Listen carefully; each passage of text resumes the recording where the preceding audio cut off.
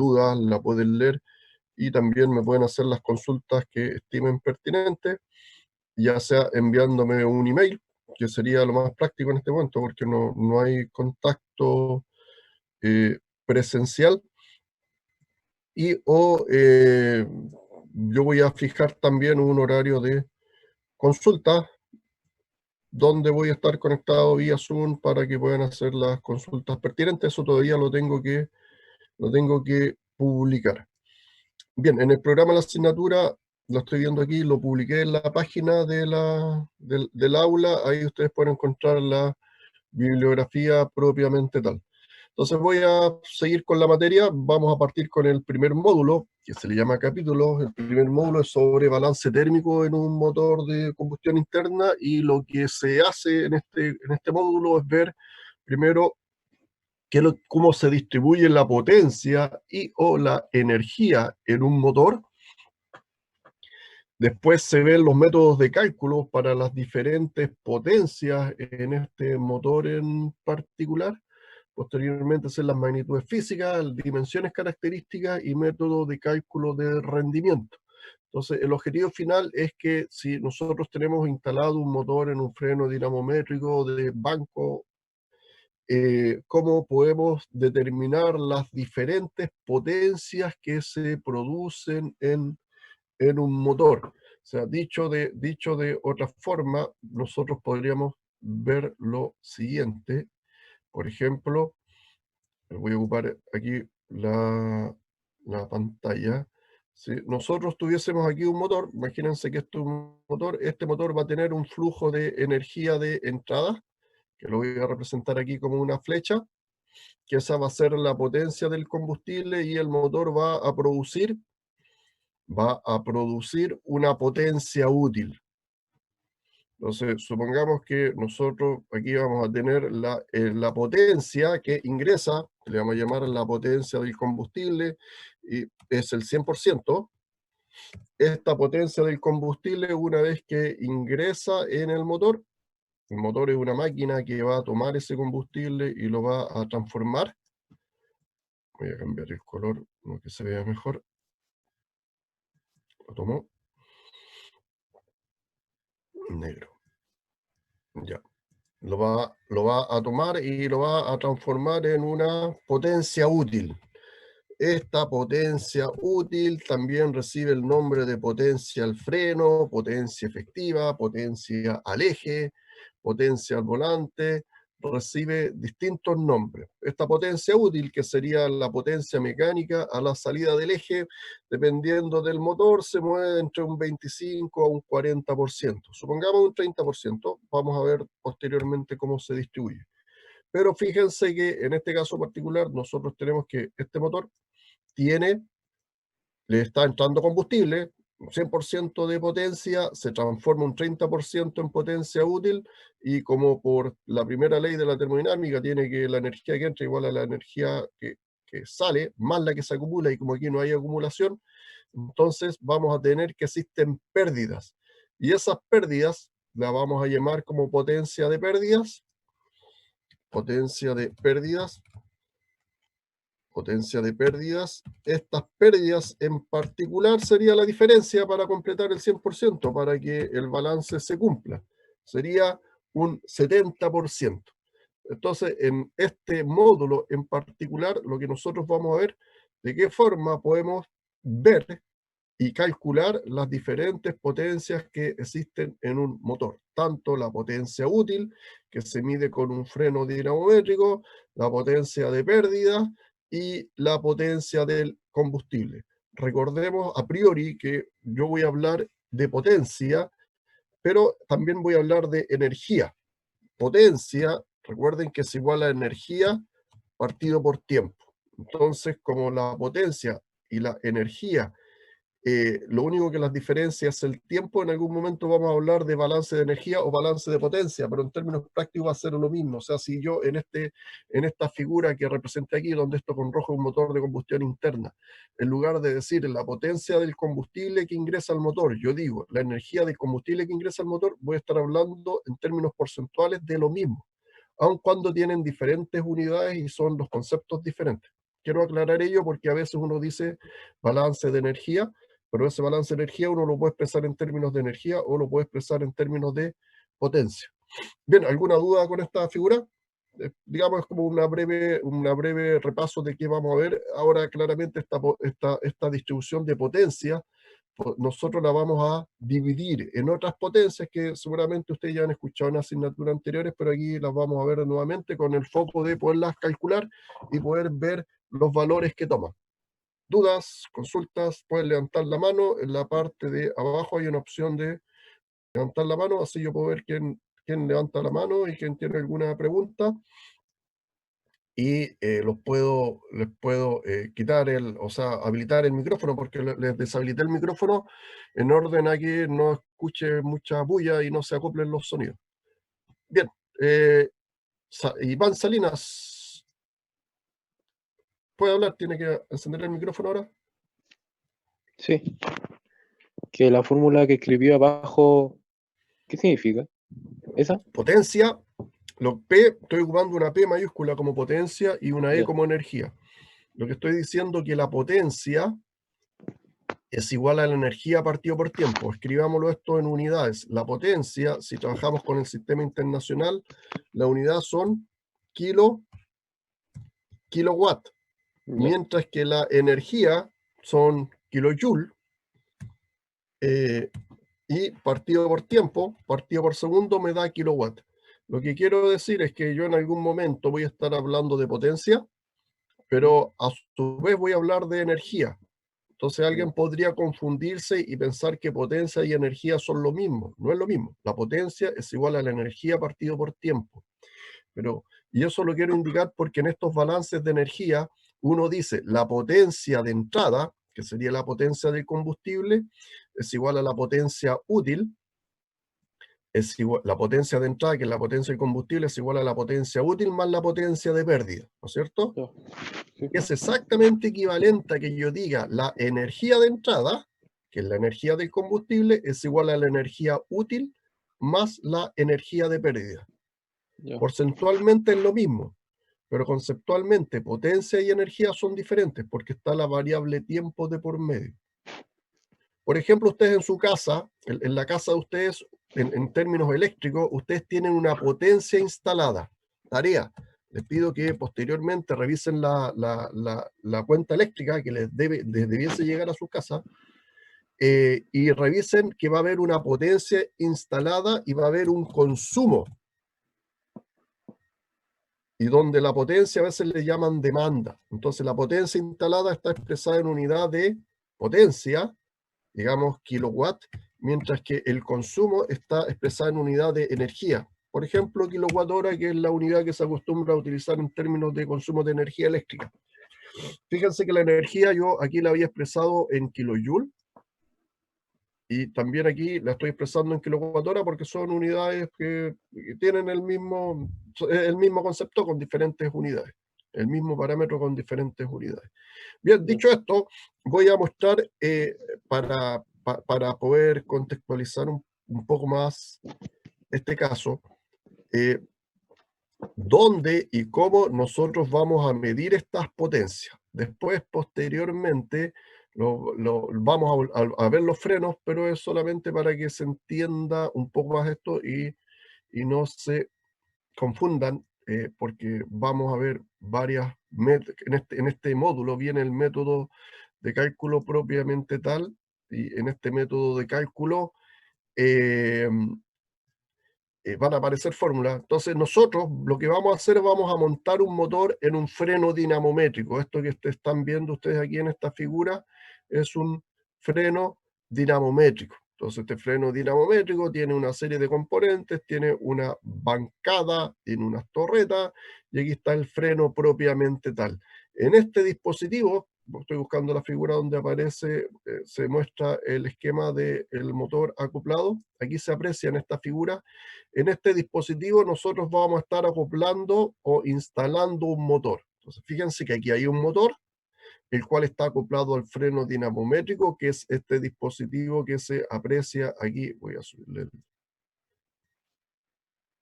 voy a aumentar el tamaño para que se vea mejor. Sí. Y esto hay que correrlo.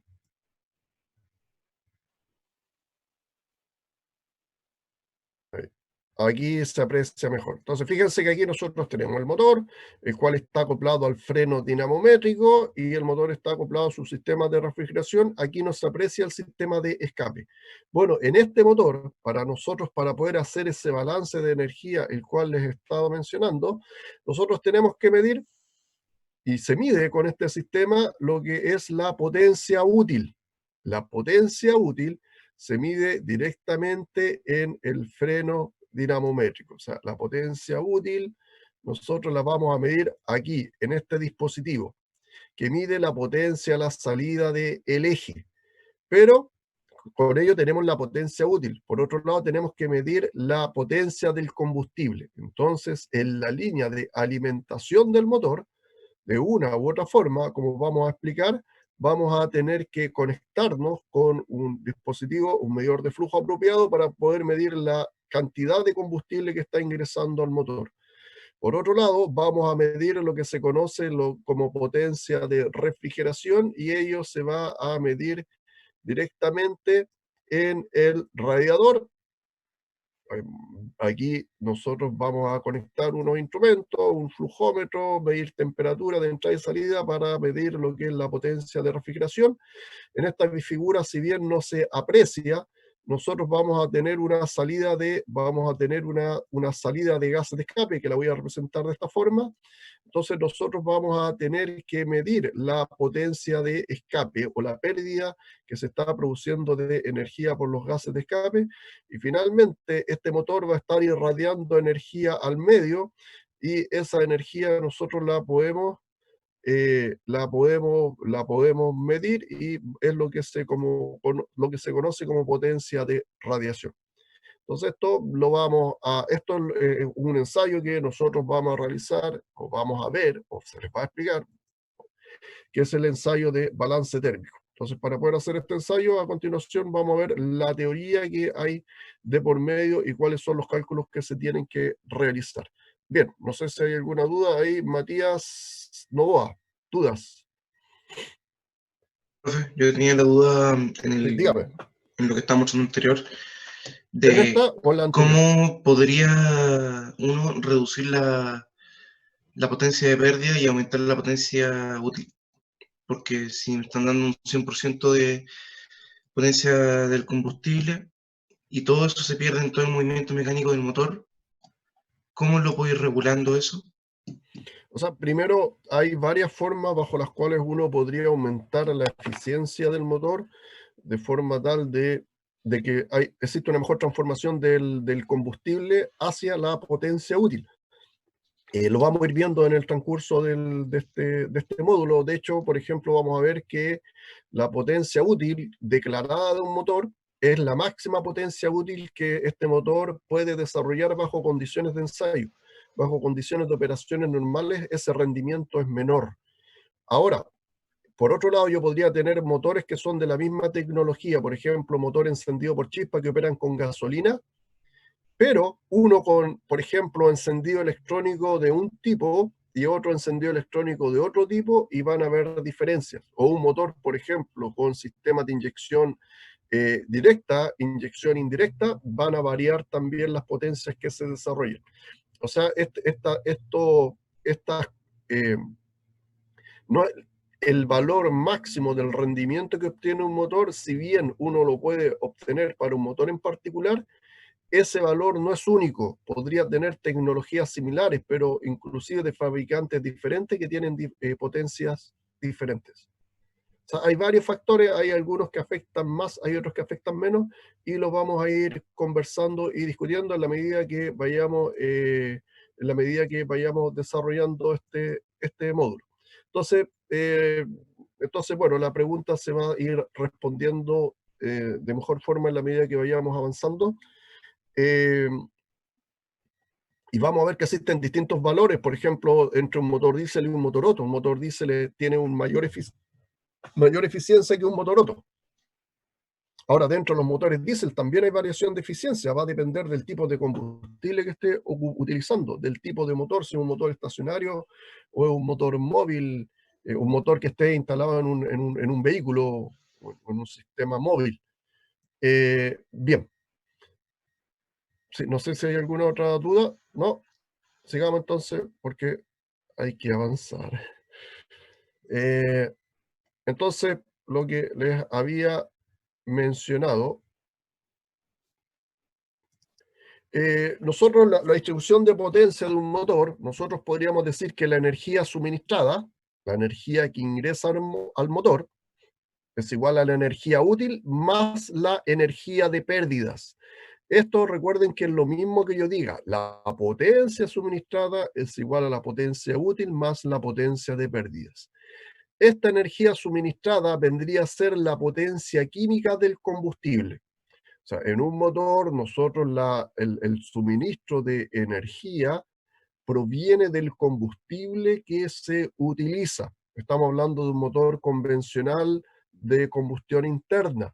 Si fuese el caso particular de un motor eléctrico el que se está analizando, la energía que se suministra sería la electricidad, la cual proviene, no sé, de una batería, de un almacenamiento de energía de una batería.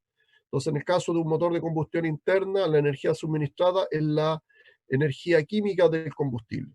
El combustible tiene una energía química que posteriormente en el proceso de combustión se transforma en calor, y ese calor es el cual aprovecha el motor para posteriormente poder funcionar.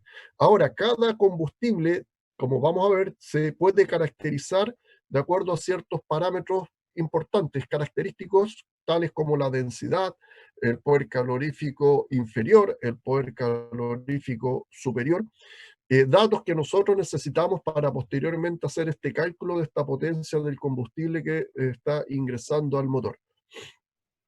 ¿Y esto a qué es lo que es igual? A la energía útil, que sería la energía mecánica que sale del eje. Esta sería el movimiento que nosotros está saliendo desde el cigüeñal, en el volante, a la salida del eje.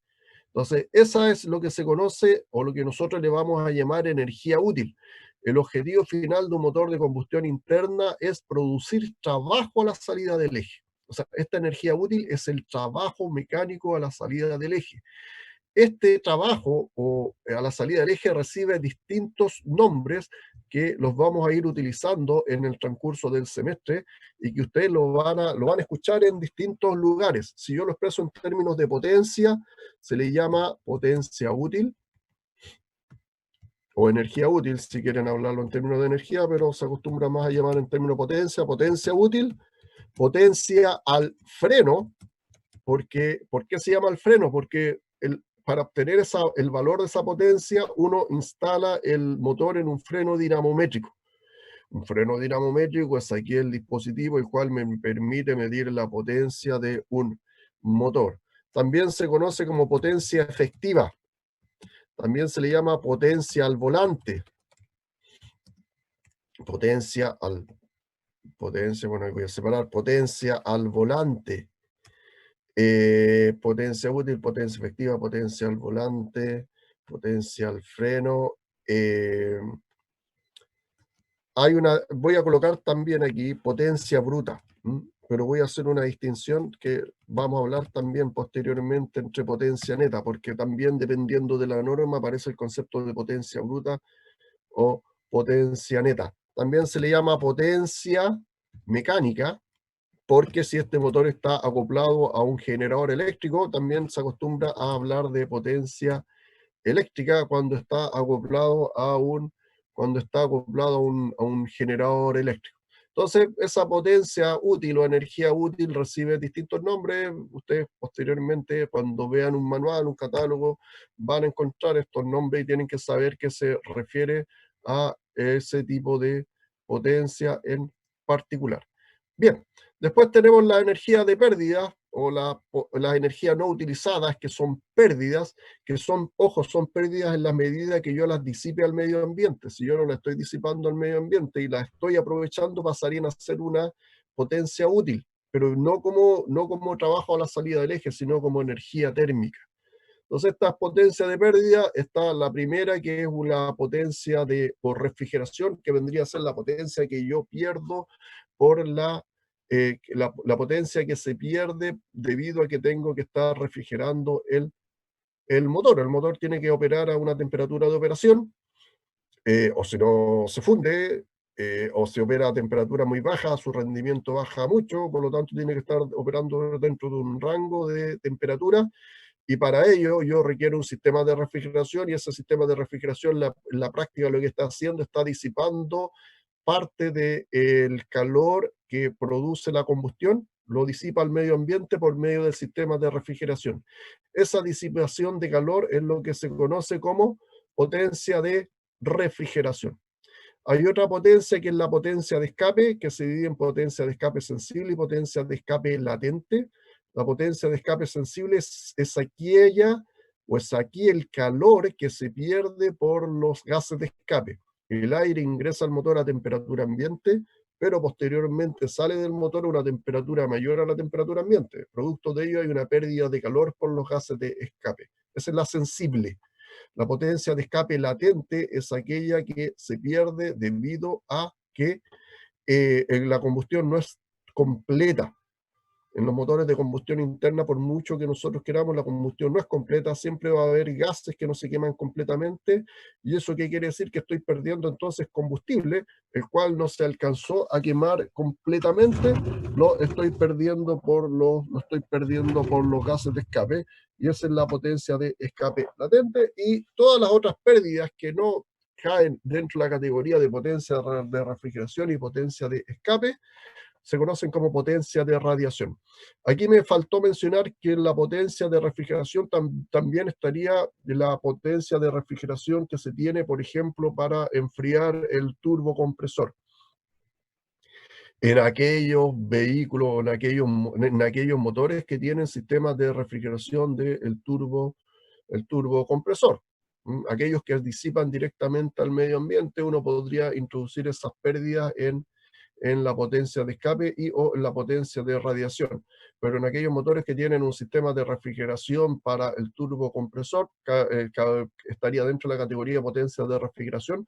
Lo mismo en aquellos casos de aquellos motores que tienen un radiador para poder refrigerar el aceite del motor. También esa potencia, ese calor que se extrae de ese sistema de refrigeración, vendría a ser estaría dentro de la suma de lo que es la potencia de refrigeración propiamente tal. ¿Ok? Esta misma figura que yo les mostré aquí se presenta en esta página donde está un poco más detallado. Dice, bueno, estos apuntes yo ya los subí, así que yo voy a ir explicando lo principal. Aquí se aprecia un motor, donde en este motor se tiene una potencia de WE, que es la nomenclatura que se utiliza para expresar lo que es el trabajo útil a la salida del eje. O sea, esta es la potencia o el trabajo que se tiene en la figura anterior. Ahí dice, si me puedo retroceder, ¿cuál es la pregunta, Sebastián? Sí, Sebastián LDG, no sé quién es LDG. Sí, ojo que el material está ¿cómo se llama esto? Esta presentación la subí al aula, para que la bajen, pues, sí, porque tenemos que avanzar, ¿vale? Entonces, como para esta parte en particular todavía no subió el material del libro que tienen que leer como referencia, subí las PPT en PDF al aula, para que la bajen de ahí. Entonces, nuevamente, nosotros ahora, este motor, imagínense que es una caja negra, la cual sale una potencia de una WE, que es el trabajo, la salida del eje, que vendría a ser el trabajo útil o la potencia útil. Hay un sistema de refrigeración que se representa en esta figura de aquí. A ver, veamos, temperatura. Sí, fíjense que nosotros vamos a tener que la energía que ingresa al combustible está representada aquí. Sería el flujo másico de aire más el flujo másico de combustible a temperatura ambiente, ingresa al motor. Por lo tanto, este flujo másico de aire más el flujo másico de combustible me permitiría calcular lo que es la potencia del combustible. Ingresa la máquina, que es el motor, se transforma en trabajo útil, que sería la potencia a la salida del eje. Voy a tener que el motor mantenerlo refrigerado, por lo tanto voy a introducir un flujo másico de agua, y va a salir un flujo másico de agua a una temperatura de entrada y temperatura de salida diferente, por lo tanto yo voy a estar disipando calor, y voy a sacar un flujo másico de gases de escape, y estos gases de escape van a estar transportando calor, y además van a estar transportando el combustible que no se quemó totalmente, y por lo tanto voy a tener pérdidas, y además voy a estar disipando calor al medio ambiente. O sea, esta es otra forma de mostrar este diagrama.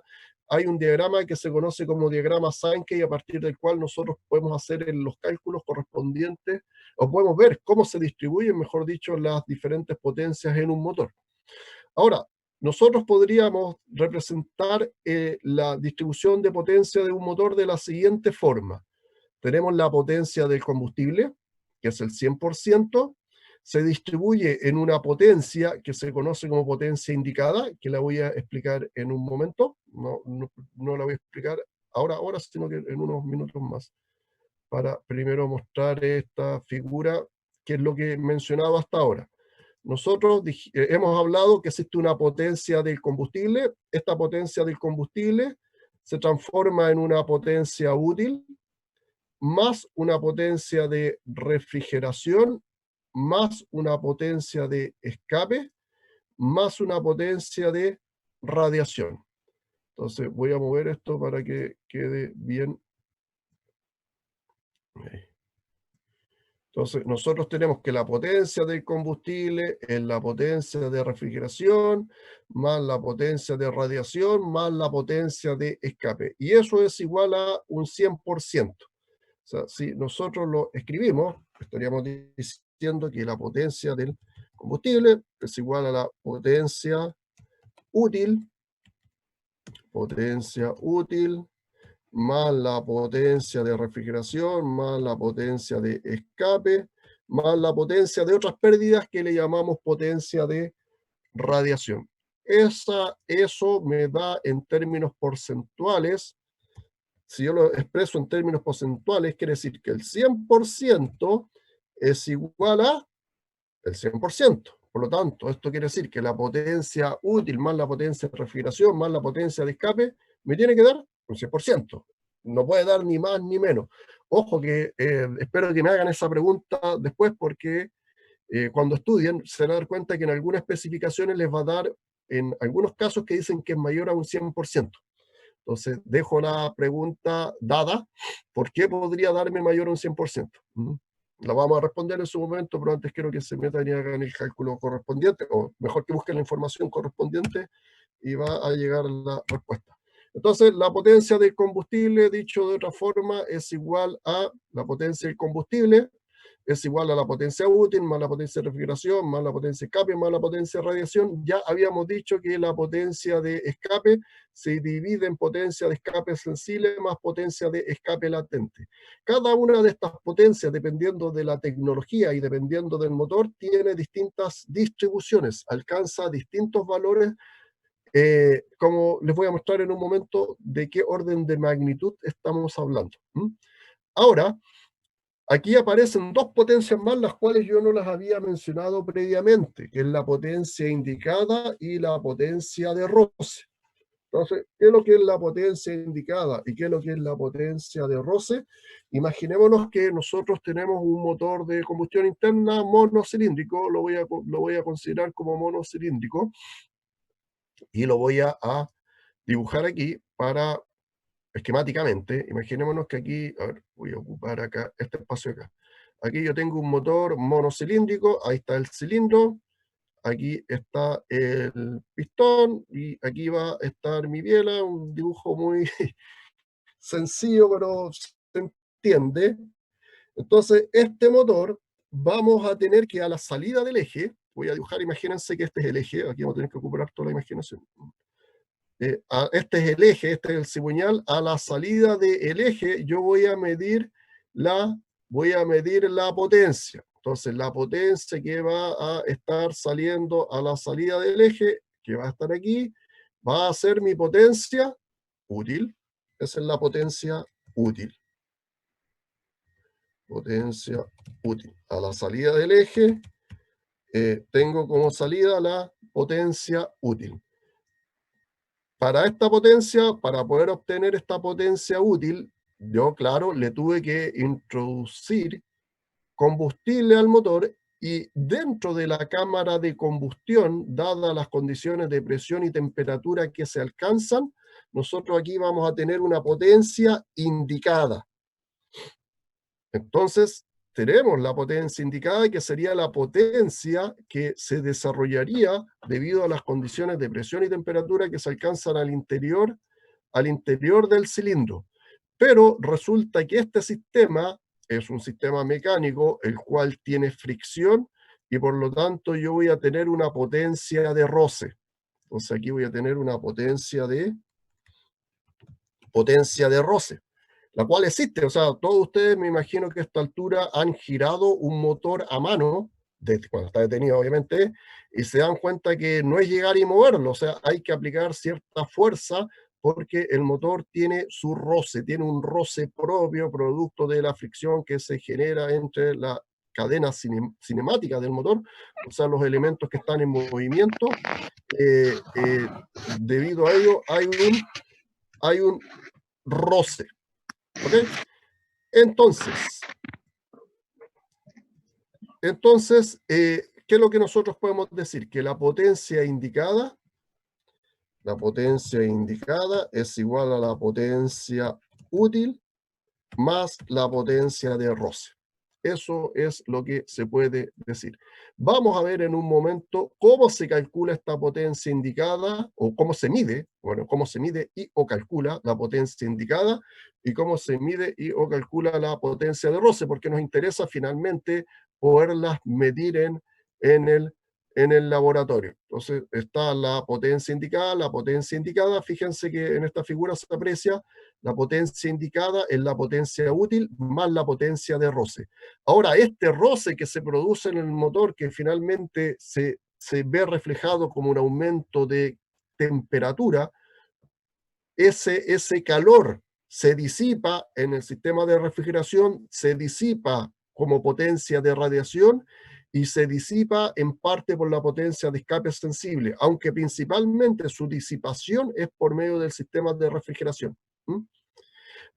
Y fíjense que esa potencia de roce, la cual es importante, existe, nosotros la podemos ver porque nuevamente al girar un motor, cuando el motor no está funcionando, obviamente me cuesta girarlo, no aparece en este balance, no aparece aquí no aparece el roce. O sea, no aparece explícitamente, pero implícitamente se está disipando como potencia de refrigeración, como potencia de escape y como potencia de radiación. ¿Ok?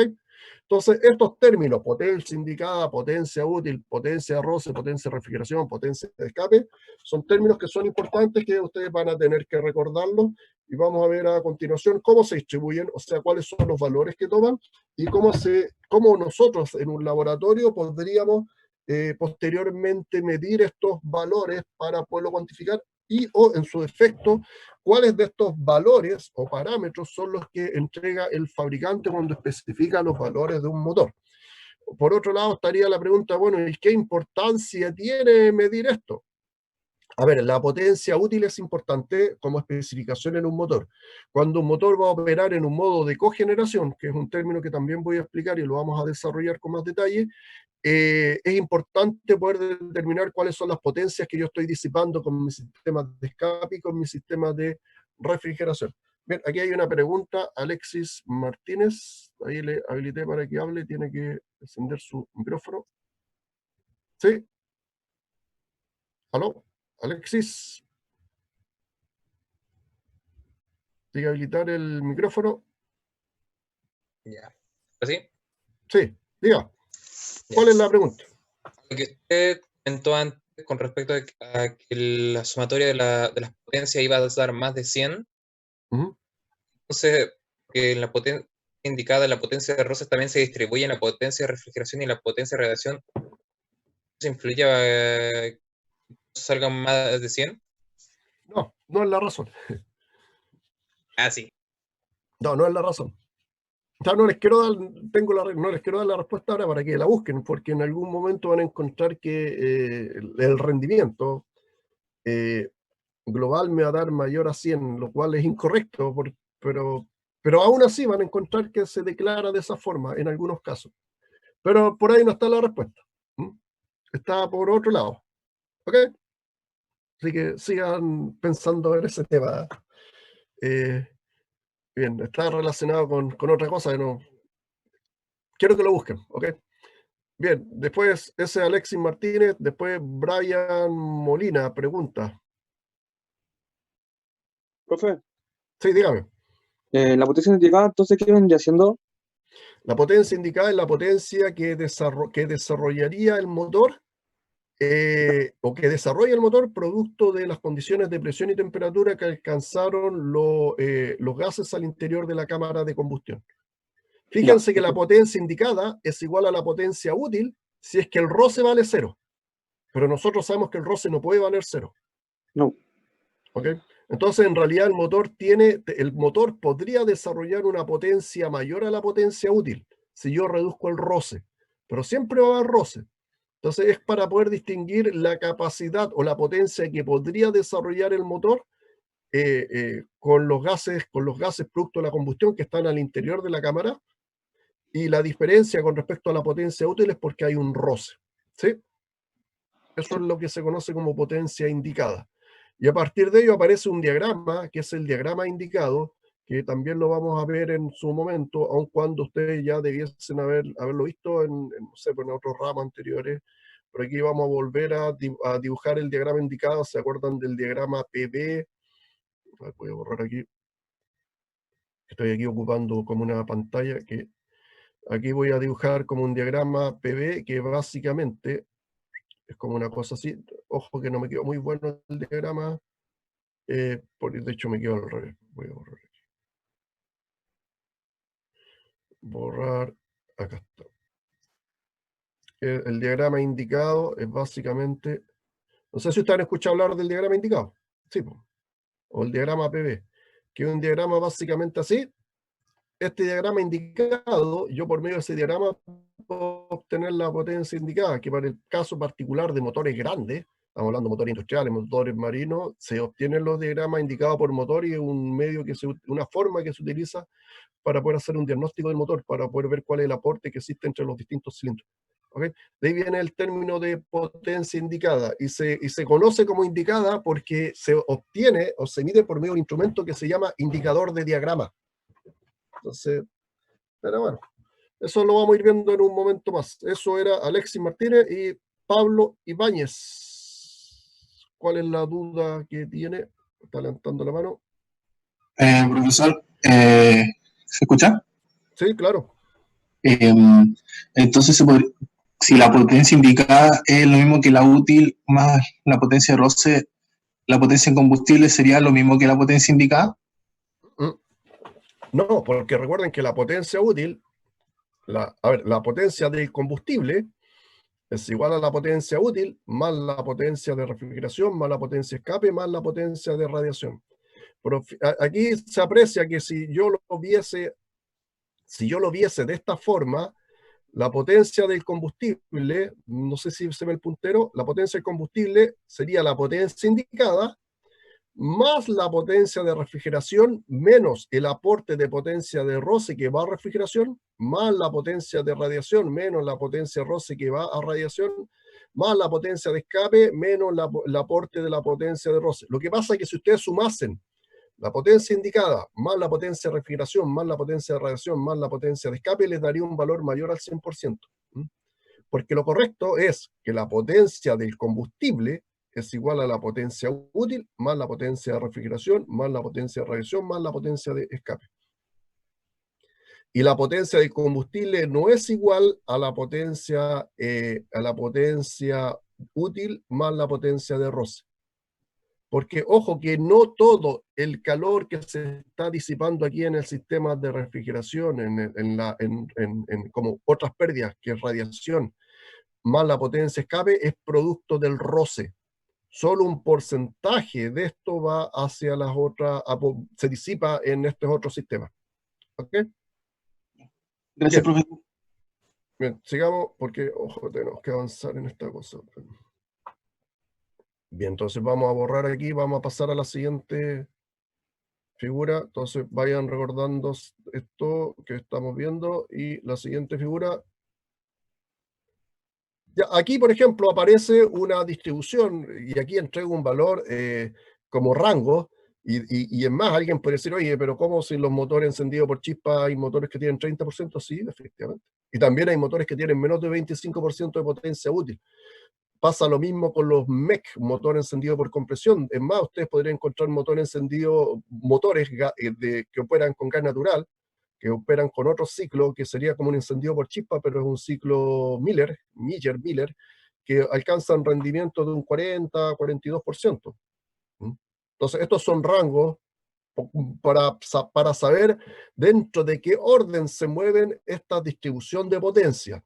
Esta distribución de potencia en un motor, aquí yo declaré la fuente, la Internal Combustion Engine del Haywood, indica estos valores. Ustedes podrían entrar a otra literatura y podrían encontrar valores un poco diferentes, pero siempre dentro de estos rangos.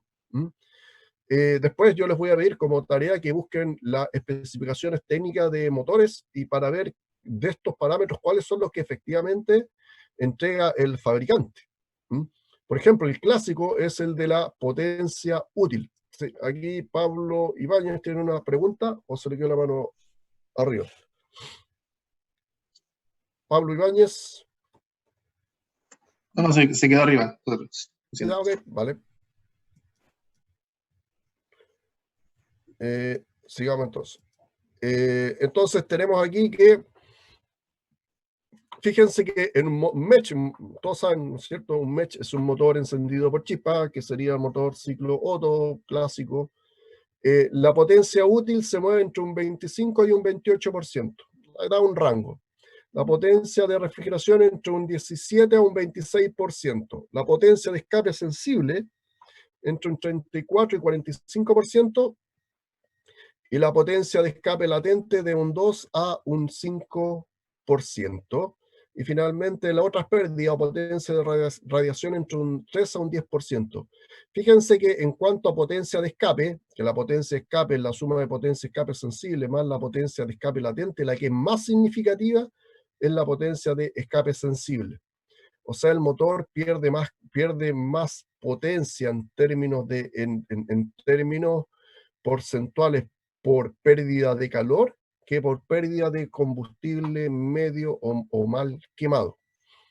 Ahora, si nosotros nos vamos al motor encendido por compresión, que estaría representado por el motor diésel, que nosotros le llamamos ciclo diésel, se mueve entre un 34 y un 38%. Ojo que pues, hay motores que tienen rendimientos un poco mayores que esto. Obviamente, esto es solo un rango. Entonces, esa es la potencia útil. Si yo comparo un motor diésel con el motor encendido por chispa, los motores diésel tienen mayor eficiencia que los motores encendidos por chispa. O sea, tienen rendimientos mayores. A todo esto aquí no se está indicando como rendimiento, pero esta potencia útil, este valor que se indica aquí es la potencia útil partido por la potencia del combustible. Este valor que se indica acá sería la potencia de refrigeración partido por la potencia del combustible. Y así sucesivamente. O sea, aquí no me acabo de dar cuenta, faltó indicar que está expresado en términos de porcentajes. Esto lo voy bueno, ustedes anótenlo. Esto está expresado en porcentajes. Es importante, ¿no? Es importante que se declaren e indiquen las unidades. Entonces, esto está en porcentaje de un 25 a un 28%, de un 34 a un 38%. Esos son los valores que toma.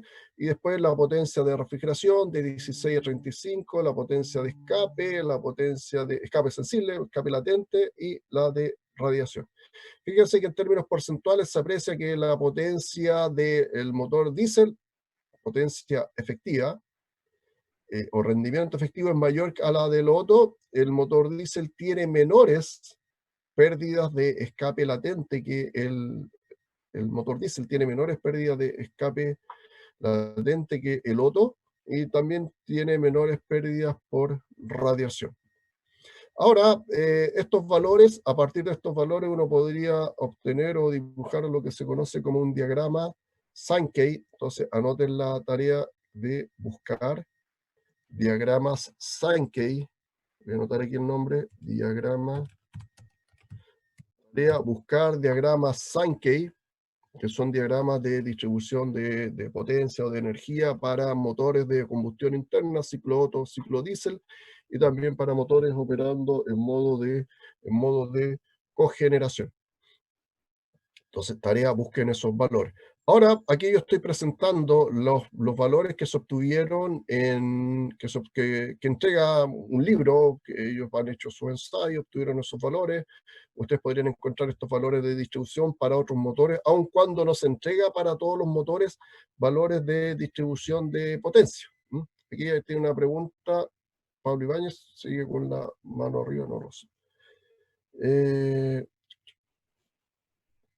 No había pregunta. Ya, entonces sigamos.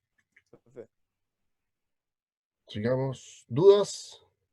profe, Sí.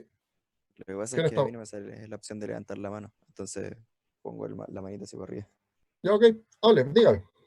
En un motor con turbo, la potencia de escape sensible sería menor. En un motor con turbo debería ser menor, porque Y parte eso de lo la aumentaría la potencia útil. parte de la potencia de escape sensible se está utilizando para mover el turbo. Y eso lo aumentaría la potencia útil, o se mantendría la Sí, y potencia eso útil. haría que la potencia útil aumente.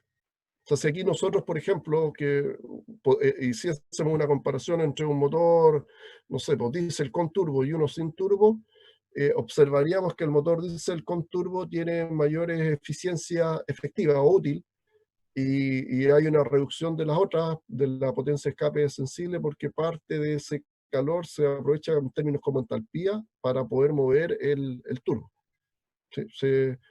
Podrían haber variaciones, de hecho podría compararse también un motor en el cual yo empiezo a variar otros parámetros. Por ejemplo, varío la contrapresión en los gases de escape, o muevo el punto de encendido. O sea, a partir de esto podrían haber fluctuaciones en estos valores, inclusive variando las condiciones operacionales del motor o del seteo. ¿Ok? Bien, y Sebastián de G tiene la mano arriba, ¿tiene preguntas?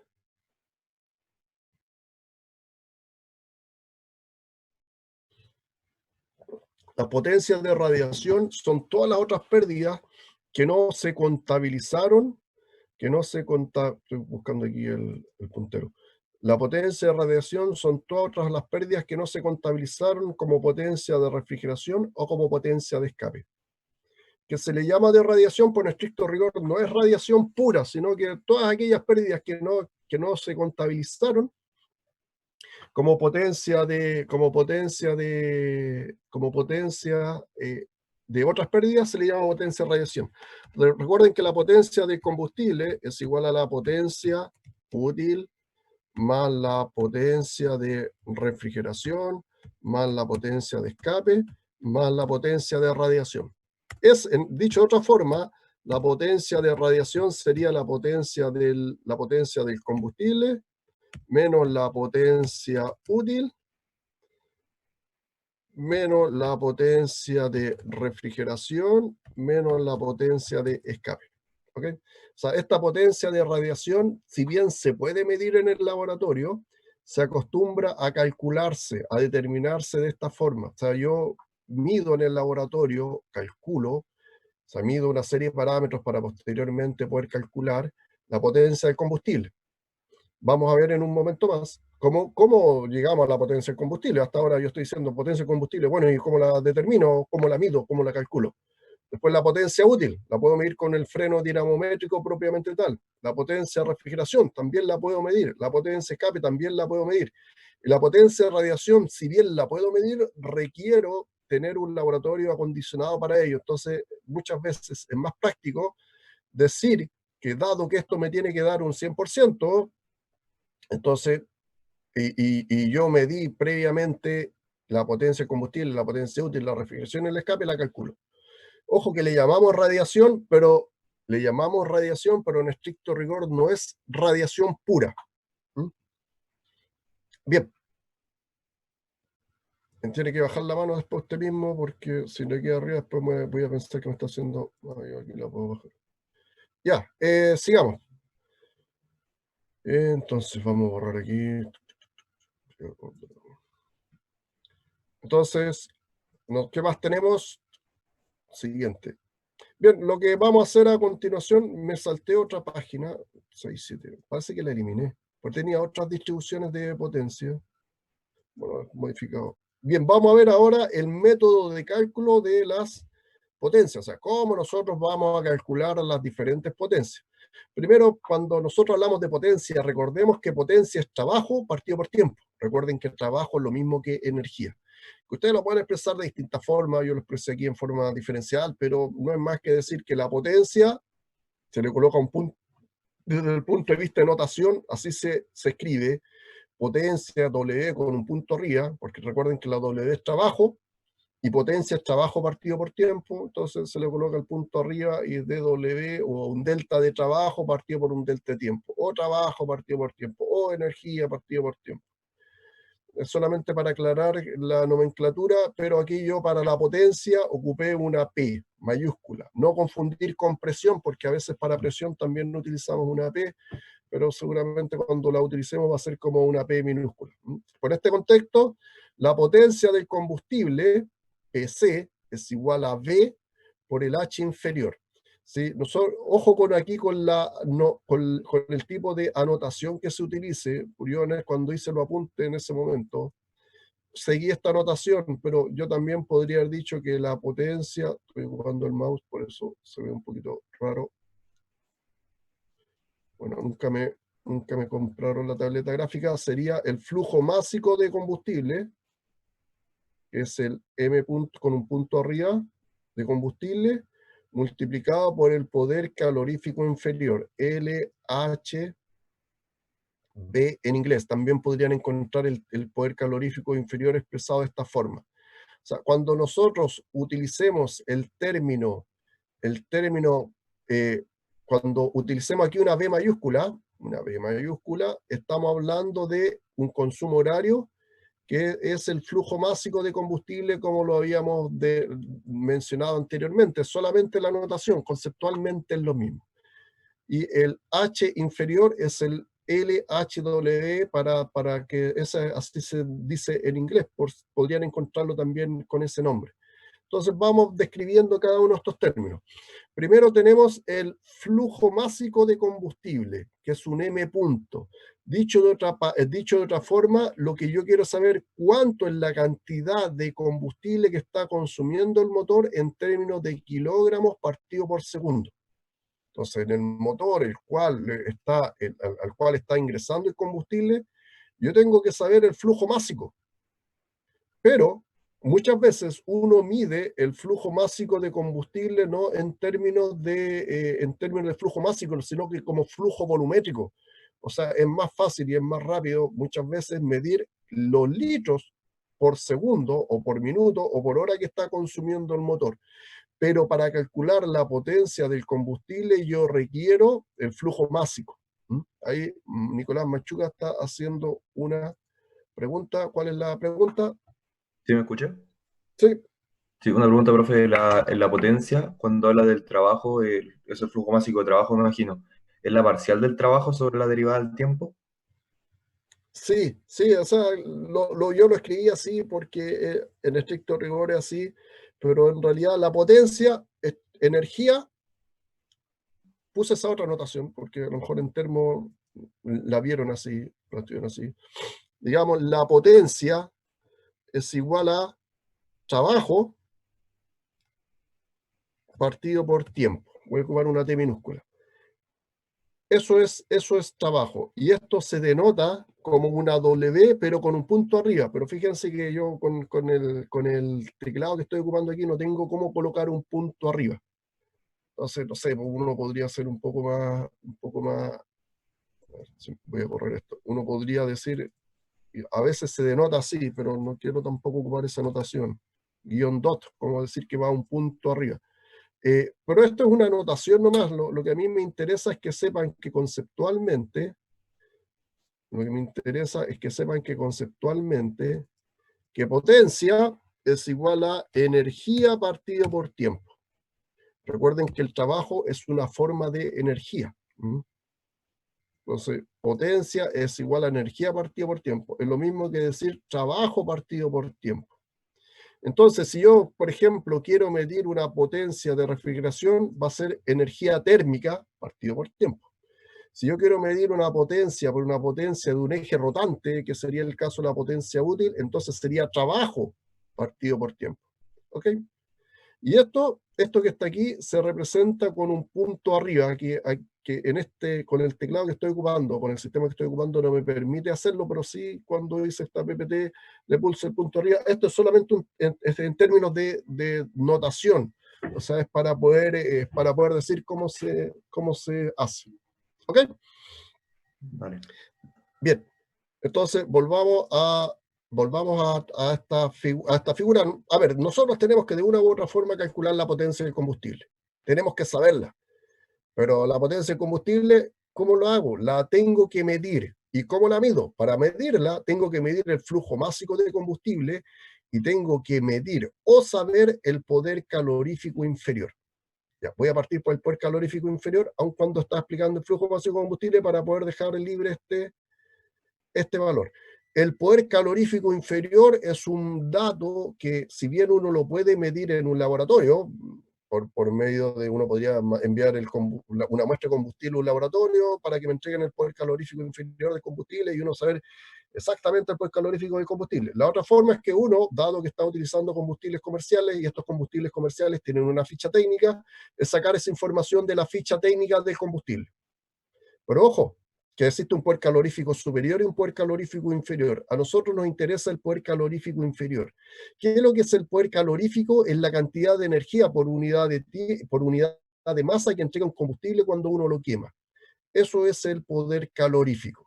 Entonces, ustedes podrían tener, imagínense, queman un combustible A y entrega una mayor cantidad de calor que cuando queman un combustible B. ¿Eso qué quiere decir? Que el combustible A va a tener un poder calorífico mayor al B. Ese valor se cuantifica por medio de un ensayo y finalmente para nosotros eso es una especificación técnica, el poder calorífico del combustible. Entonces, ¿cuál es la tarea que le queda a ustedes? Busquen la ficha técnica de los combustibles que podríamos utilizar y busquen la especificación del poder calorífico inferior. ¿Ok? Búsquenlo para la gasolina, para el diésel, para el gas natural, para el gas licuado, para el biogás, para biomasa gasificada, etcétera. O sea, cualquier combustible que se pudiese utilizar en un motor de combustión interna, aun cuando principalmente a nosotros nos interesa la gasolina y el diésel. Eso es el poder calorífico inferior. ¿Por qué existe un poder calorífico superior y un poder calorífico inferior? El poder calorífico superior, su valor es mayor al poder calorífico inferior. ¿Y por qué es mayor? Porque en el poder calorífico superior yo estoy midiendo también, o estoy aprovechando la cantidad de calor que se produce con la condensación de los vapores de agua que trae el combustible. En el caso del poder calorífico inferior, yo mido el poder calorífico antes de que se produzca esta condensación y por lo tanto se asemeja más a un proceso real en un motor de combustión interna, donde en un motor de combustión interna uno no espera que los gases de escape lleguen a la temperatura ambiente para botarlos al ambiente, sino que uno, en la medida que se queman, los bota directamente al medio ambiente y salen a una temperatura mayor que la temperatura del punto de rocío que alcanzan el vapor de agua que salen los gases de escape. Y por eso el valor correcto para hacer los cálculos del poder calorífico inferior. Si ustedes utilizasen el poder calorífico inferior, cosa que lo pueden hacer y cosa que se acostumbra a hacer, por ejemplo, cuando se trabaja con combustibles gaseosos, les daría que los rendimientos son mayores y eso responde a la pregunta que les había hecho anteriormente, entre el poder calorífico superior y el inferior. Entonces, volviendo aquí, el poder calorífico es una especificación del combustible. La unidad son kilojoules sobre kilogramo, principalmente para el caso de combustibles líquidos y sólidos, aun cuando en los gases se acostumbra a utilizar kilojoules sobre metros cúbicos normales. Entonces, kilojoules sobre metros cúbicos normales, se habla de metros cúbicos normales porque se supone que se mide ese poder, o sea, se mide ese poder calorífico bajo condiciones estándar de presión y de temperatura. Bien, ¿alguna duda con el poder calorífico? Creo que lo agregué más adelante o lo borré. No, lo borré, sí. ¿Alguna duda con el poder calorífico? ¿No? Bien, sigamos. Entonces, el poder calorífico, un parámetro importante, tarea, tienen que buscarlos ustedes y tienen que posteriormente buscar esos valores porque para nosotros es importante la potencia del combustible. Pero no solamente nosotros necesitamos lo que es el poder calorífico inferior, sino que también necesitamos el flujo másico de combustible. Entonces la pregunta, bueno, ¿y cómo mido el flujo másico de combustible? Entonces necesito un instrumento el cual me permita medir la masa de combustible por unidad de tiempo que está ingresando al motor. Entonces uno diría, bueno, para ello yo necesito un flujómetro másico y si lo tengo, bien, lo puedo ocupar. El tema es que no siempre uno tiene un flujómetro másico disponible y por ello vamos a ver la forma bajo la cual se podría medir ese flujo másico. Bien, aquí Pablo Lucero tiene una pregunta. Sí, profe, una consulta para la evaluación, vamos a poder utilizar formulario igual que en termo, ¿no? Sí, sí, o sea, a ver, de todas las fórmulas que nosotros veamos, ustedes tienen que hacerse un formulario y a mí no me interesa que se aprendan las fórmulas de memoria, así que las sepan aplicar. Ok. Lo mismo cuando se realice la actividad de laboratorio y tengan que hacer los informes correspondientes, y de hecho, como sugerencia, apliquen la misma metodología, o sea, ustedes tomen los apuntes, léanlo, háganse un formulario, háganse un resumen, porque hay muchos conceptos que vamos a ir viendo y si no los va a pillar la máquina. Bueno, así como les pasa con cualquier de las otras asignaturas. Entonces, apliquen esa metodología, se las recomiendo. Y cada uno ve cómo estudia, pero son sugerencias. Bien. Entonces, nosotros tenemos que el consumo horario, que estoy ocupando una B, que es el equivalente al M.B, yo lo tengo que calcular. Entonces, hay varias formas de poderlo medir. Una forma sería teniendo o disponiendo de un flujómetro másico, conecto en la línea de alimentación del motor un flujómetro másico, el cual me permita medir el flujo másico de combustible. Tengo que tener en consideración, sí, el retorno de combustible, porque va a depender cómo instale o dónde uno instale el instrumento, porque tiene que medir cuál es la cantidad de combustible que efectivamente está consumiendo el motor. O sea, si uno mide el combustible que salió del estanque del motor hacia el motor, pero no mide el combustible que retornó, el valor que estaría midiendo es incorrecto. O sea, este flujo másico de combustible, este P punto, que también se le llama consumo horario, tiene que representar el combustible que efectivamente ingresó al motor. ¿Ok? Eso es importante. Después les voy a dar como tarea que busquen instrumentos que me permiten medir ello. Ustedes se van a dar cuenta que cuando busquen las fichas técnicas de estos instrumentos, se van a dar cuenta que justamente habla de esto que les estoy mencionando, que hay que considerar el retorno de combustible, porque si no la medición va a ser incorrecta. Entonces, el consumo horario yo lo puedo hacer por volumen o por masa, pero ojo, el consumo horario que finalmente para poder calcular en la potencia de combustible tiene que estar en kilogramos sobre segundo. Entonces, este consumo horario, en el caso por volumen, ¿cuál es el procedimiento? Se mide con unas probetas. O sea, nosotros vamos a tener unas probetas, las cuales las vamos a conectar de forma tal que voy a ocupar aquí para dibujar. Voy a tener una probeta, la cual la voy a conectar. Imagínense que, claro, no tengo aquí justo a mano la figura de las probetas. Sí, no. Siempre las dibujo. Imagínense que yo tengo aquí, a ver, aquí yo tengo mi motor voy a cambiar un motor redondo, generalmente es un cuadrado. Depende. Borrar. Ya. Imagínense que aquí yo tengo mi motor de combustión interna. Por otro lado, yo tengo mi línea de alimentación de combustible. acá yo tengo mi estanque, que lo voy a dibujar acá. Imagínense que yo tengo mi estanque de combustible. Entonces mi línea de alimentación de combustible se mueve desde el... Se mueve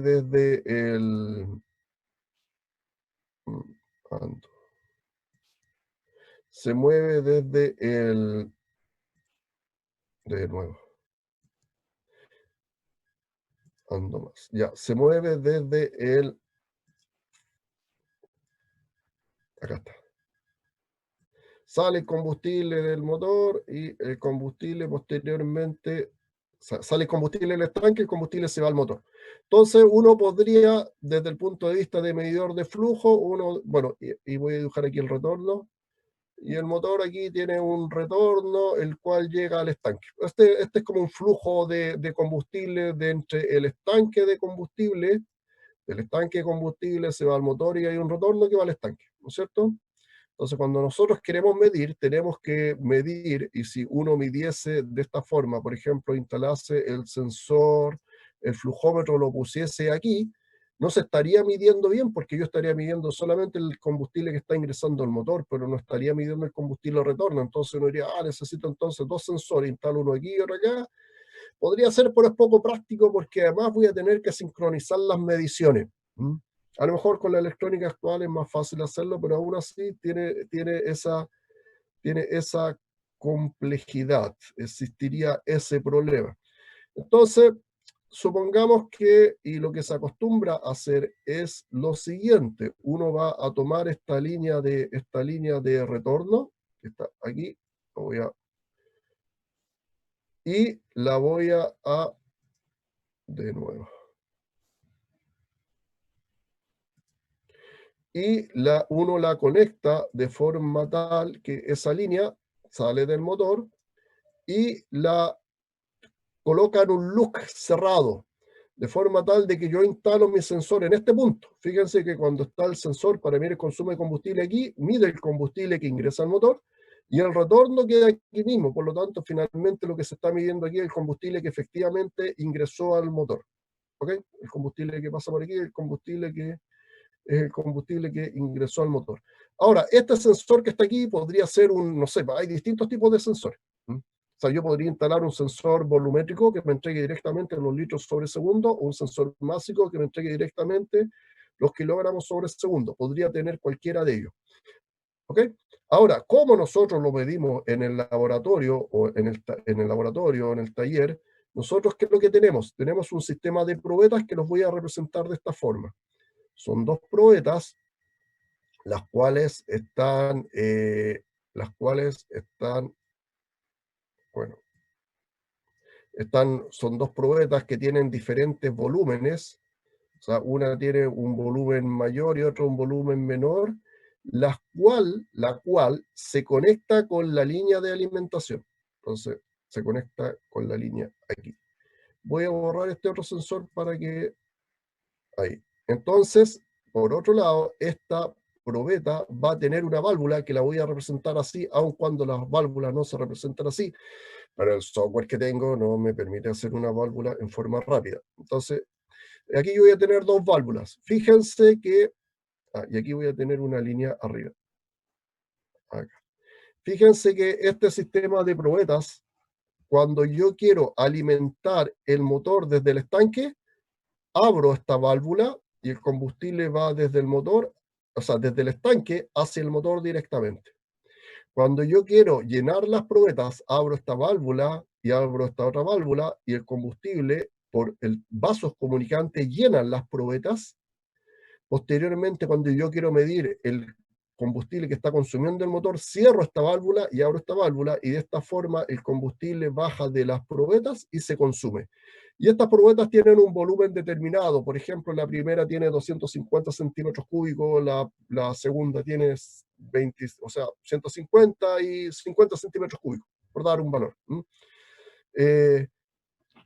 Son dentro de esa magnitud. Y de esta forma, entonces, uno puede medir la cantidad de combustible que está consumiendo el motor. Pero aquí yo lo que estoy midiendo, en realidad, va a ser un flujo volumétrico. O sea, yo voy a tener un delta de volumen.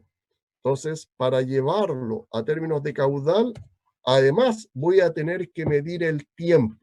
Entonces voy a necesitar un cronómetro y por medio de ese cronómetro, entonces yo voy a medir, por ejemplo, el tiempo que demora en consumirse el combustible en la primera probeta y o en la segunda probeta. Y con eso, dado que voy a tener un volumen partido por tiempo, entonces voy a tener un flujo volumétrico. ¿Se entiende cómo funciona este sistema para medir el consumo de combustible con probeta? Entonces, con esta probeta, que podría ser, no sé, podría ser cualquier elemento que me permita medir volumen, yo voy a medir cuánto tiempo demora en consumirse un volumen. ¿Ok? Y con ello yo tengo el delta D partido por el delta T, y con eso tengo lo que se conoce como el flujo volumétrico. Pero lo que yo necesito es el flujo másico.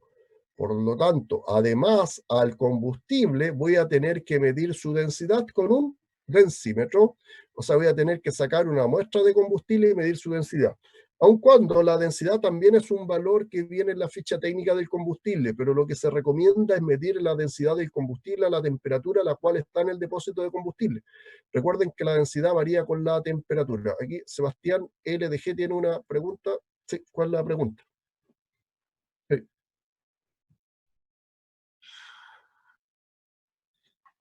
Sí, hágame, te hago una pregunta para... Ya. Sí, sí, pero ¿cuál es la pregunta? Sí, sí, expliqué recién la primera. Sí.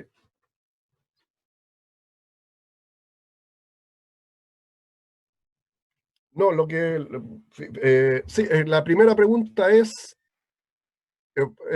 es que ustedes me... ¿Cuáles son las preguntas? La segunda... ¿Mm? Sí, sí. Sí, sí. A ver, lo que yo necesito finalmente en este sistema es poder medir el flujo másico.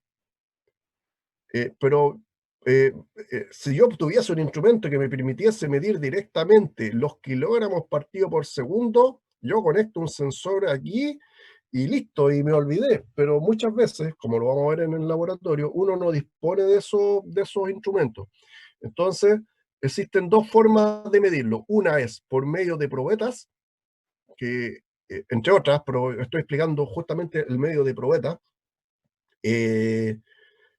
Por medio de probetas yo puedo medir el consumo de combustible en litros, partido por unidad de tiempo, segundo, minuto, hora, lo voy a llevar finalmente a segundo. ¿Ok? Y eso es lo que yo estoy representando aquí, una probeta o dos probetas que están conectadas, que yo mido un volumen conocido y mido el tiempo. Entonces aquí yo necesito las probetas y necesito un cronómetro. Y una persona que realice esta medición, ojo que esto lo vamos a ver después en el laboratorio, ahí me va a quedar un poco más claro, y de hecho lo vamos a medir de esta forma, es una de las formas bajo las cuales vamos a medir. Pero aquí hay un punto importante que es el retorno, que ahí está su segunda pregunta. El retorno uno lo tiene que hacer de forma tal que la cantidad de combustible que uno esté midiendo es el combustible que efectivamente ingresó en el motor. Y una forma que se acostumbra a seguir para evitar estar midiendo en una línea que ingresa al motor y en otra línea que sale del motor, es colocar los instrumentos antes de donde uno realice un bypass del sistema de alimentación de combustible. Y es un bypass que uno lo realiza directamente. ¿Mm? Ahora, eso sin duda podría originar fluctuaciones o problemas en el motor, porque recuerden que este retorno de combustible del motor tiene varios objetivos. O sea, no es solamente que uno le envíe un caudal en exceso al motor para asegurarse de que el motor se vaya a quedar sin combustible, sino que hay un efecto también de refrigerar que el combustible produce un efecto refrigerante también en la línea. Claramente, dentro del motor, claramente va a depender del tipo de tecnología y del tipo de motor en particular. Lo que nosotros hemos realizado, y de hecho es lo que se recomienda en estos instrumentos para medir caudal, es hacer este bypass. Pero en este bypass uno no coloca una especie como de hidropack o alguna membrana que me permita almacenar presión. ¿Ok? Sí, no sé si con eso respondo las preguntas. Sí. Bien, ahora fíjense en lo siguiente, que no necesariamente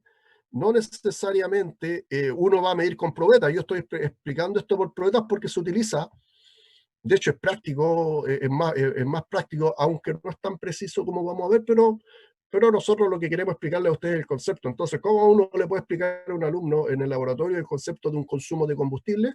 Uno lo ve básicamente o rápidamente porque son las probetas las cuales están consumiendo el combustible y uno puede ver, oye, tengo un volumen, mido el tiempo con un cronómetro y ese volumen partido por tiempo me da un caudal, y por otro lado mido la densidad del combustible con un densímetro y a partir de ello entonces yo puedo calcular el flujo volumétrico, así lo que se conoce como consumo horario, flujo volumétrico por la densidad me da el flujo básico y por lo tanto llego al consumo horario en kilogramos sobre segundo. Y alguien podría decir, oye, pero yo en realidad no tengo probeta, pero tengo otra forma de medir el flujo volumétrico. Por ejemplo, una placa orificio. Bien, si tiene una placa orificio, se mide. De hecho, nosotros en el laboratorio tenemos una placa orificio y vamos a ver cómo se utiliza. O alguien podría tener, no sé, una placa orificio, una tobera, un Venturi, un rotámetro, y hay otra serie de instrumentos más que se utilizan para medir caudal. O sea, desde ese punto de vista, lo que es poder conocer los instrumentos, principios de funcionamiento, cómo los selecciono y cuáles son aquellos que me sirven, es importante en esta asignatura. Vamos a hablar posteriormente con un poco más de detalles de los instrumentos, pero aún así yo voy a subir unas lecturas complementarias con respecto a ellos. Claramente necesitamos instrumentos para poder medir. Y bueno, ya van a aparecer preguntas relacionadas con, o vamos a hablar con un poco más de detalle con el tema de instrumentos. No sé, ¿queda claro esto lo que estoy tratando de explicar con respecto al consumo de combustible, que yo necesito medir el flujo de combustible que ingresa al motor? Alguien podría decir, oye, no, pues yo el motor me entrega directamente, o mi sistema, si yo instalo un escáner, podría entregarme directamente la cantidad de combustible que está consumiendo el motor. Siempre se recomienda medir. ¿Sí? Bien, aquí Pablo Lucero tiene una pregunta. Sí, profe, respecto al el consumo horario, ya sea por volumen o por masa, nosotros de las dos formas tenemos que llegar siempre a un consumo o a un flujo másico para calcular la potencia del combustible, ¿no? Sí, sí. Ah, perfecto. Sí, Independiente de los dos procesos a no ser que sea con combustible gaseoso, pero esto lo voy a explicar a continuación. Ah, ya, perfecto. Pero combustible líquido, voy a llegar ahí. Entonces, fíjense que yo podría tener esta forma y mido. Esto es lo que aparece como B por volumen, delta B partido por delta T partido por, o sea, multiplicado por la densidad. Recuerden que ρ es el símbolo de densidad. Yo ocupo ρ como densidad. Entonces, el delta volumen, que lo mido con el volumen lo mido con la probeta, el delta T, que es el tiempo que para ello requiere un cronómetro, y el ρc, que para ello requiere un densímetro. O sea, fíjense, requiero 3 instrumentos, y bueno, y un motor y todo este aparataje, toda esta configuración. Voy a poder medir el consumo horario del flujo de combustible que me está ingresando al motor. Hay otra alternativa que también se utiliza y se ocupa harto, que es medir por medio de una balanza. Entonces, ¿cuál es la ventaja que tiene una balanza? Que si yo conecto la balanza, con la balanza yo voy a medir una masa inicial, una masa final y un tiempo, y obtengo directamente la masa partido por tiempo. Entonces, como conexión alternativa, la voy a dibujar aquí al lado. De hecho, cuando realicemos el ensayo, en la medida que se pueda, lo que podemos hacer es comparar los resultados que se obtienen al medir con probeta y con balanza. Yo podría estar midiendo en paralelo con probeta y balanza y comparar ambos resultados. Claramente va a haber un error, porque en van a haber diferencias, producto que hay un error en el proceso de medición. Ustedes mismos se van a ver enfrentados a esos errores cuando realicemos las mediciones en el laboratorio. Bien, entonces, fíjense que yo ahora podría sacar aquí una toma de combustible, y aquí voy a tratar de dibujar una balanza. Hago mención que el sistema que estoy utilizando, que el Zoom no es muy amigable con las figuras, pero igual permite hacer cuadraditos y cosas.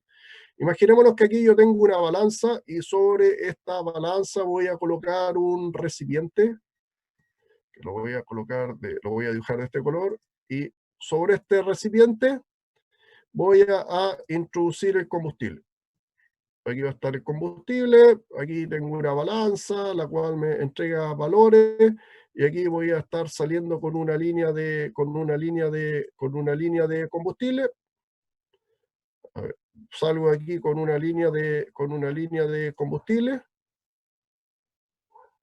que me conecto y me permite alimentar mi sistema. Bueno, y también aquí voy a colocar las válvulas que les había dicho. Necesito una válvula aquí y necesito una válvula acá. Entonces imaginémonos que no tengo las probetas, no lo voy a borrar, pero entonces ¿cómo funcionaría este sistema? En este sistema yo tengo una balanza, sobre la balanza tengo que conectarme más arriba. Me estoy conectando a la base de la balanza, la idea es que me conecte al estanque. Ahí. Ok, ahí sí. Bueno, se entiende. Si me están siguiendo, se me fue. Me voy a conectar arriba al estanque. El estanque lo puse arriba, no abajo. Ahí, ya. Entonces, ¿cómo opera esto? Fíjense que yo tengo una balanza. Sobre la balanza instalo un recipiente, un depósito con combustible. Voy a tener un cronómetro. Entonces, cuando yo quiero alimentar el motor desde el depósito de combustible, abro esta válvula, el combustible pasa del depósito, llega al motor. Cuando yo quiero medir el consumo de combustible, cierro esta válvula y abro esta válvula, de forma tal que ahora el combustible fluye desde este depósito que está sobre la balanza, fluye hacia el motor. Entonces, cuando yo voy a empezar, anoto el peso inicial que me está indicando la balanza. Y cuando termino, anoto el peso final. Esa diferencia de peso es la diferencia de masa que me aparece indicar que, ojo, que peso es diferente a masa, pero como vamos a estar midiendo peso en kilogramos, hay una equivalencia que al final da lo mismo, es similar, pero ojo, son conceptos diferentes. Diferentes si estuviésemos midiendo el peso en Newton. Entonces, fíjense que nosotros vamos a medir aquí, vamos a medir el delta de peso, y como, por otro lado, además vamos a tomar el tiempo durante el cual se tomó ese delta de peso, entonces voy a tener que el flujo másico va a ser igual al delta de masa que medí con la balanza, partido por el delta de peso, o sea, del delta de tiempo que medí con el cronómetro. ¿Ok? Entonces, de esa forma, nosotros podemos medir ahora el flujo másico. Aquí aparece que un delta T mayor a 30 segundos, este delta T o el delta de tiempo mayor a 30 segundos se debe al error que se comete al realizar este ensayo. Lo que pasa es que imagínense que si yo estoy midiendo con la balanza y cometo un error, al reducir el tiempo, el error es mayor. Si yo aumento el tiempo, el error es menor. Bien. De esta forma, entonces, nosotros podemos determinar y calcular el flujo másico de combustible y con ello podemos calcular la potencia del combustible. Bien, ¿alguna duda con esto? ¿Sí? ¿No? Entonces voy a borrar esta figura. Ok, entonces la potencia del combustible la cuantificamos. Entonces fíjense que la potencia del combustible es el consumo másico de combustible o consumo horario multiplicado por el poder calorífico inferior, cuando el poder calorífico inferior está expresado en kilojoules sobre kilogramos. Pero aquí aparece la pregunta, bueno, ¿y qué ocurre cuando yo mido un combustible gaseoso? Y esto lo voy a dejar de tarea para que se metan en el tema.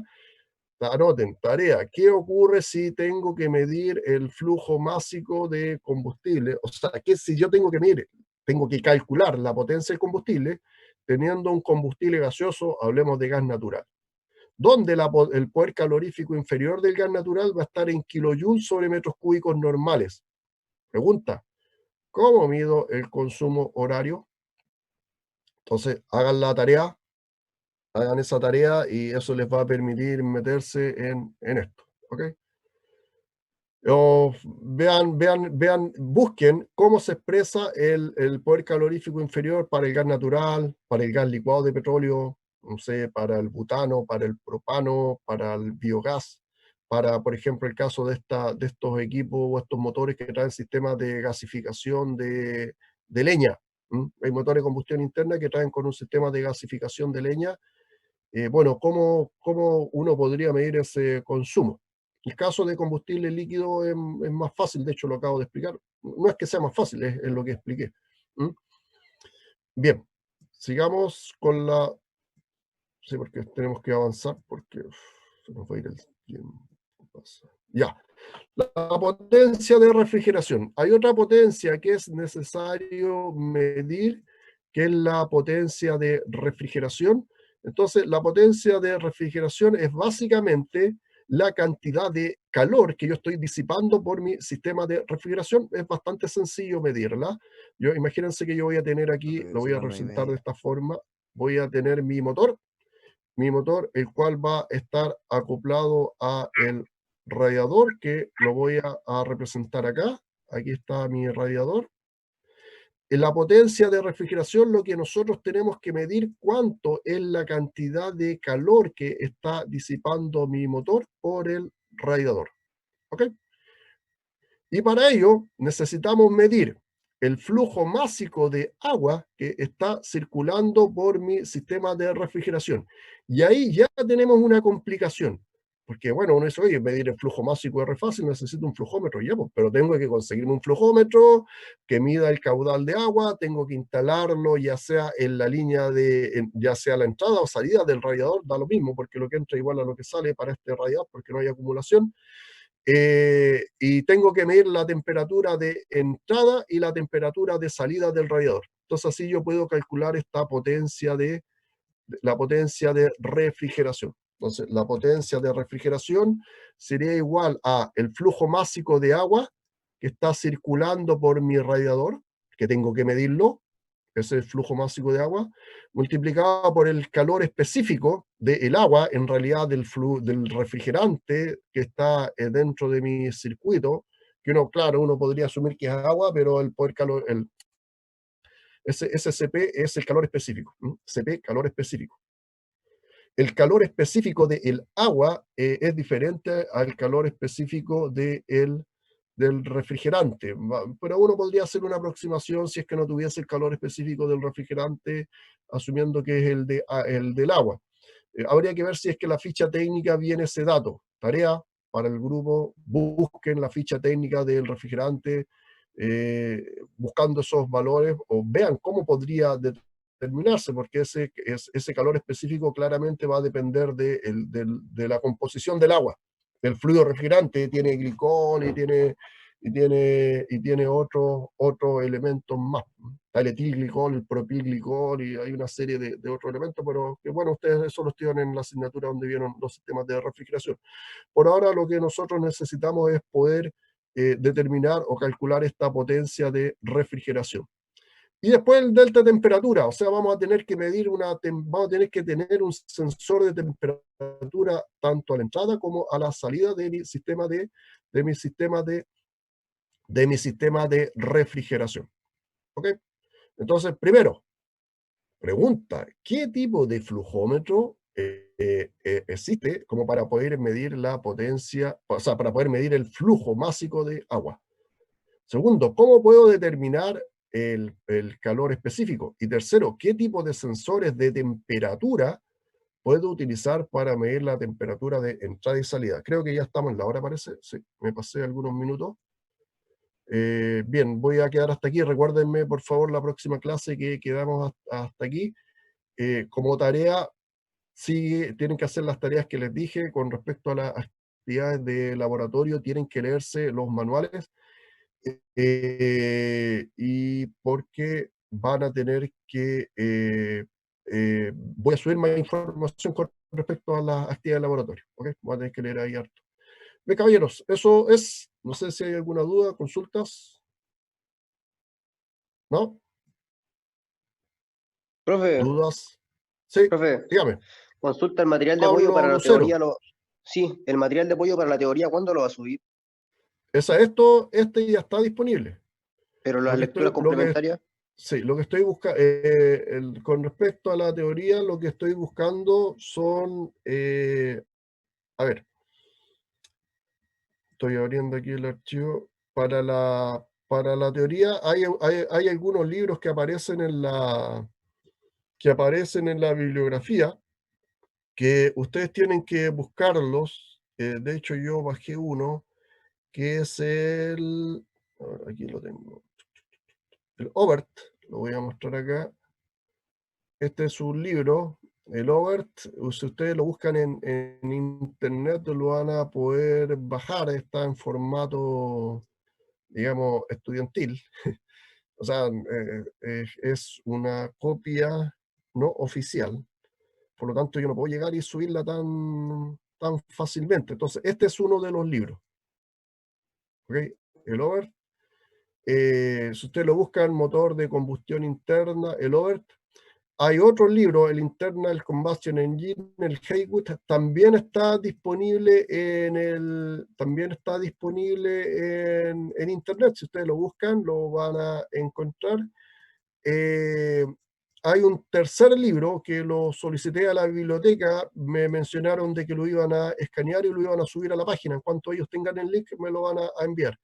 Pero adicionalmente a ello, hay otras fuentes que ustedes pueden utilizar para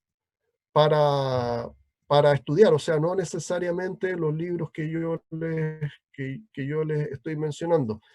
Y con respecto a las actividades de taller, yo subí los manuales que tienen que leerlo del ensayo de los frenos dinamométricos y voy a ir subiendo las guías de las actividades. Aunque la actividad de laboratorio propiamente tal, sí podemos ir avanzando en cuanto al material para que ustedes se vayan preparando. Bien, no sé si hay alguna otra duda. ¿Sí? ¿Quién es? Tienen que identificarse cuando hablen para Matías. saber por qué no los veo. Matías, ¿cuánto? No, profe, tengo una consulta que no es del ramo. Sí, Pero pero usted Matías, sabe ¿cuánto? si Matías Novoa. Novoa, ya. Yo soy Roberto Leiva. Mucho gusto. Dígame. Tenemos, por lo menos yo y varios del curso menor a nosotros, tenemos un problema que el profesor Mario González no está aceptando ninguna solicitud académica. ¿Usted sabe si está trabajando o ha hablado con él? O sea, sí, pues sí, él Que le he escrito está... como 10 correos, varios más le han escrito también y no pasa nada. Y yo tengo una solicitud académica hace 10 días en espera en su oficina. ¿Qué pase por él? Ya, nosotros ayer tuvimos reunión de carrera. ¿Ya? Y él, al igual que todos los colegas, están con teletrabajo. O sea, si ustedes lo van a ir a ver a la universidad, no lo van a encontrar, porque de hecho la universidad está parcialmente cerrada. Entonces La solamente los universidad no funcionarios. deja entrar a nadie.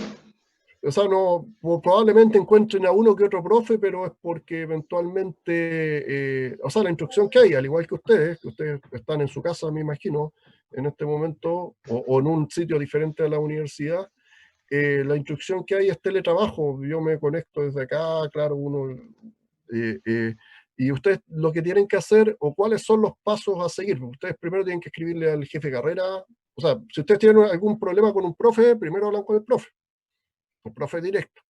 Si no hay Sí, porque por solución, eso le pregunto a usted, porque el profe después, no responde ni el escúcheme, WhatsApp ni escúcheme. nada. La línea es la siguiente. Primero uno habla con el profe directo. Si no hay solución, se habla con el jefe de carrera. Si no hay solución con el jefe de carrera, se habla con el director de departamento. Si no hay solución con el director de departamento, se habla con el director académico. Si no hay solución con el director académico, se habla con el vicerrector académico. Si no hay solución con él, se habla con el rector. Si no hay solución con él, se habla con la superintendencia de educación. Y si no hay solución con él, ahí ya no sé.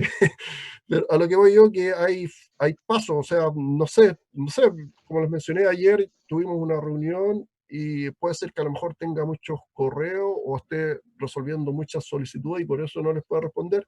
Lo que les sugiero es que vuelvan a escribirle y que también le escriban al jefe de él, pues que vendría a ser, también es profe de la carrera, por lo menos, que el director de departamento.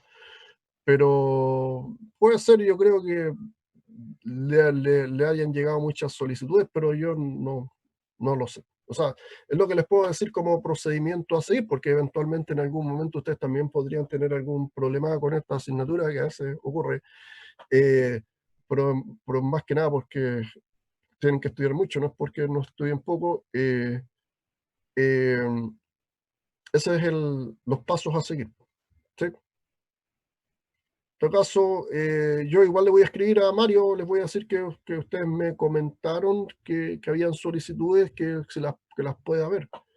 Pero por ese lado yo no tengo ninguna injerencia, por lo menos. Bien. ¿Alguna otra duda? No sé si con eso respondí su pregunta. Sí, profe, gracias.